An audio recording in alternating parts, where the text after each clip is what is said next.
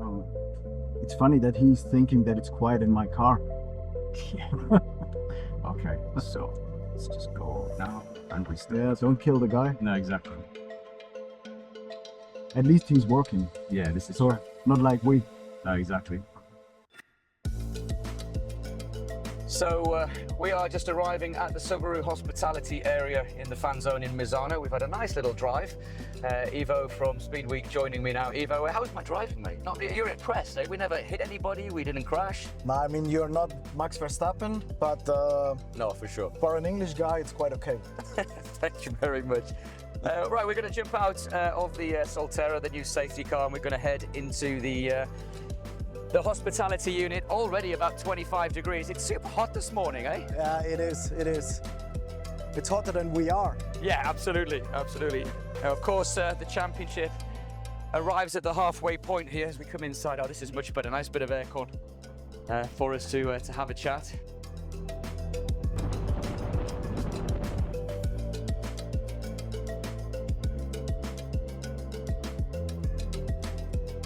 Subaru, the new safety car part, and I know that historically you've been a bit of a fan. You were telling me when we were in the car that you're a big fan of the old Subaru Impress. I was saying earlier in the season about Colin McRae, big names in Subaru. Yeah, absolutely. And for me, the biggest difference is the sound. I mean, and the driver. Colin was a little bit faster than you. Thanks, mate. And the car the old Impreza was a little bit louder. Yeah, absolutely. Just before we get into talking about sort of your role in the paddock and sort of you've been in the paddock for a number of years, like me. A nice drive in the Subaru. I mean, it's very quiet, like you said. You can't hear it, but it's smooth. It's an efficient car. Yeah, the aircon was on 16.5 degrees, so it was freezing cold. But it was nice, though. Yeah, it was nice. It was nice. Obviously, we're in Misano. It's the halfway point of the championship. Before we sort of turn the clock back, so much has happened in the last 14 days. We've had confirmations from Bassani and Alex Lowe's. They're staying with Bimota. Locatelli's staying with Yamaha. But then big news. Toprak Razgatlıoğlu is leaving World Superbike. He's going to MotoGP. Bulaga, we expect it to be confirmed with Ducati, has been. And then the third kind of whammy that nobody was expecting, Alvaro Bautista not continuing in 2026 with Ducati. What's your take on all of that?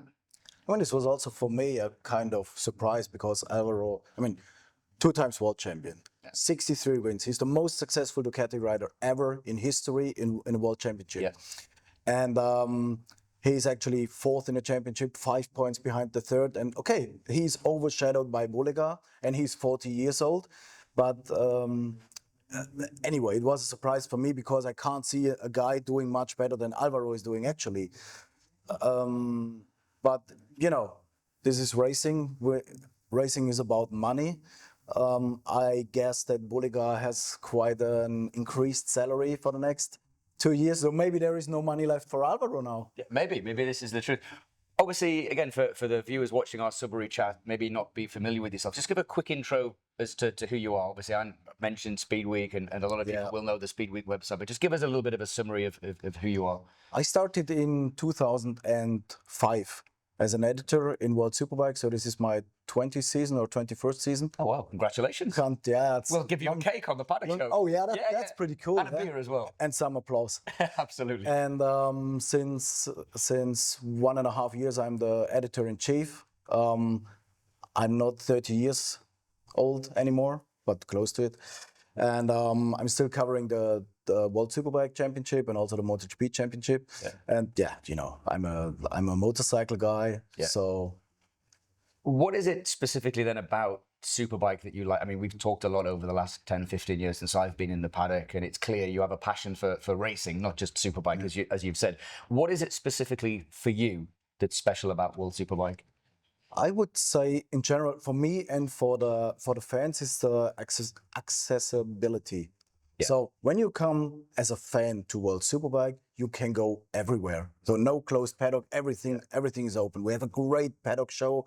You can meet the riders, you can have a lot of fun, you can be super close to everything. And for a journalist, it's more or less the same. So if I want to speak to the world champion, I catch him. Yeah. Maybe this is It's not for every journalist like this, but when you are 20 years in the paddock and you know the people, then you can act like this. In MotoGP or even in Formula One, it's much more difficult. It's more organized, you know, by the manufacturers, and you cannot really do what you want to do as a journalist. And here it gives me a lot of freedom, and this is what I enjoy in my job. Yeah, no, absolutely. I want to take you back then to some of these big news stories, and then I want to get your take on some of the historical stuff. Bautista is not going to stay with Ducati. We didn't know whether that meant he would go into a satellite team. I think that's pretty clear now that that's not going to happen. He's going to have to look for employment somewhere else.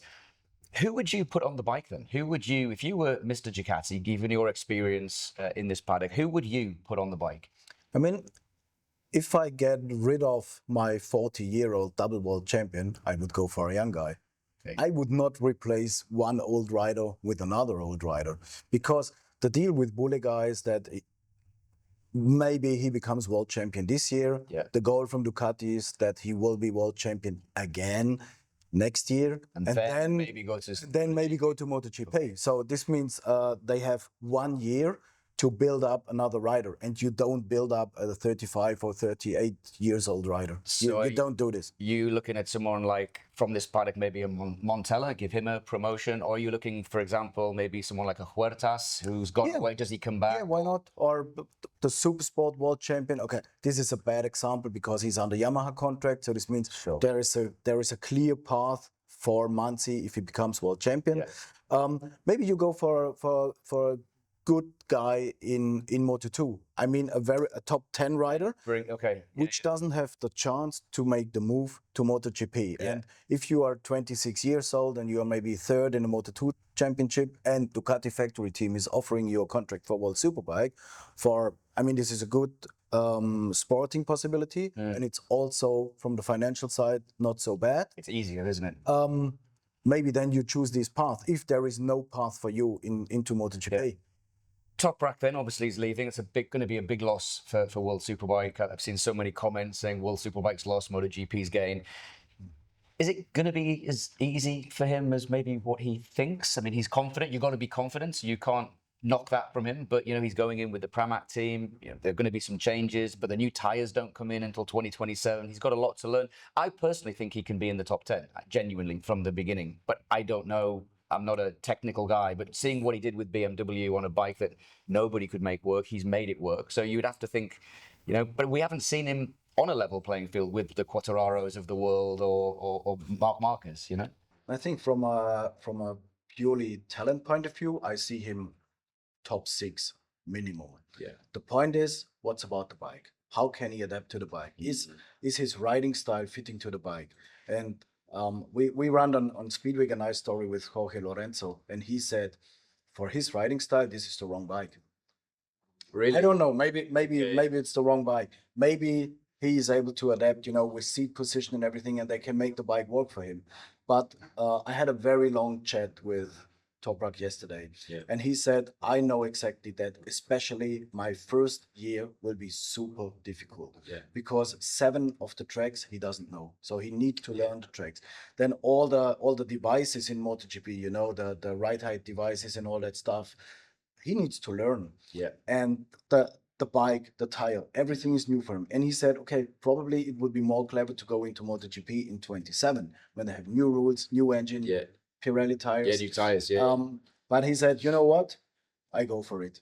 The first year is a learning year, but I know I need to perform. He knows exactly that he can. He's not going in with any false illusion. No. He knows exactly. And I said to him, Toprak, what will happen if you're finishing the races 5th, 7th, 12th? I said, you're not used to this, because he had in 40 races, he had 153 podiums, I think. Yeah. So 70% record or something like and over 63 race wins now. Yeah. And I said, how will you handle this? And he said, oh, mate, this will be difficult. That will be the killer for This will be a big problem for me. Yeah. So, and probably also if Kenan, we all know. Well, let's talk about Kenan very quickly. The 5-time Supersport champion. One rider that's always been very straight talking. I know when I first started as a journalist, I was like, God, who is this guy? Like, you know, didn't quite understand because he was so direct. But he's a very straight talking guy. You know, he will be giving all the advice to Toprak. And as I think we talked about in the past, if he says yes, it means yes. If he says no, it means no. That can only be a good thing for Toprak. Yeah, and he's not lying. He's never lying to you. Kenan, as you said, if he says it's like this and this and this, then it's like this. And I learned in the last 20 years, if he says it's like this, then I don't doubt. I believe him. Yeah. When he told me that he's going to BMW, I said to him, Kenan, are you crazy? What did you smoke? Yeah. And he said, no. This is the correct path.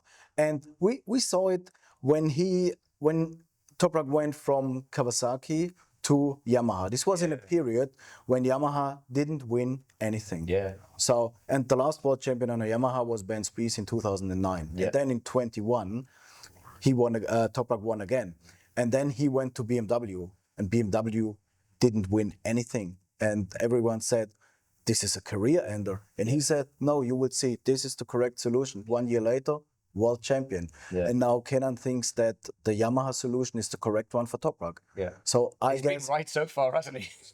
absolutely. And I mean, he achieved all his results in the World Superbike paddock with manufacturers which are not rated very high at this that time. Yeah, that's a good point, actually. Yeah, I never thought of it like that. And maybe with Yamaha and MotoGP it's the same. I mean, it's only in 2001 Quartararo was world champion. In the year after, he was second in the world championship. So in 22. Now it's 25 and we are talking about Yamaha like they didn't win in the last 20 years. Yeah. But that's not the case. Absolutely. So hopefully a good choice. Yeah, and it's funny, a lot of people were saying that Toprak has never ridden on prototypes, and I found a picture on social media which was Toprak winning, and second place was Joan Mir. So I don't like if you follow me on social media, I don't get into politics, but I did post that picture and I just put, for all of the people saying Toprak is not going to make it, he's already beaten a MotoGP world champion, because people forget about Joan Mir. Like, but it's there, stats don't lie. Like, he has got the talent, as you said. And when the people are talking about adapting to a motorcycle, we know Toprak. We saw him here in the paddock. We saw what he can do even on a scooter, on the back wheel. Yeah. So personally, I think he can ride everything. Yeah. It will take some time. He needs to adapt. MotoGP is super special. It's not so easy, but as long as you're a talented rider, and he is without any doubt a super talented rider, I think he can do it and he can make the step. Yeah. Just two final questions before we let you go for your morning coffee and before free practice gets underway here.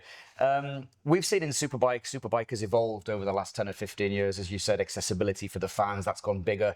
It's probably the most accessible championship in the world. Lots of new brands, though, coming into the championship as partners, obviously Subaru being one of them. What's your thoughts about that and the fact that Superbike is able to attract these different, diverse kind of sponsors into the series?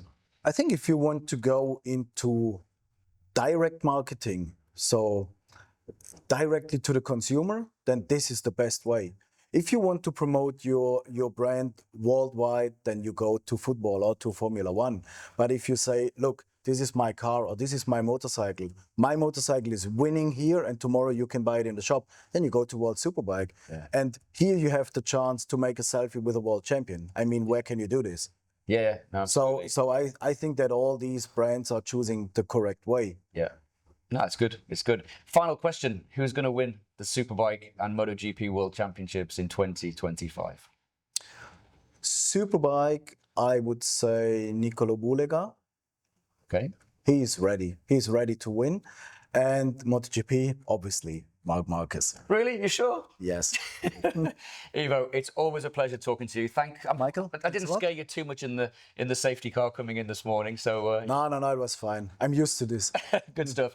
Ivo, thanks for joining us, and of course, check out more stories from us in the next couple of races. And of course, while you're on it, go and check out Speed Week on the website as well.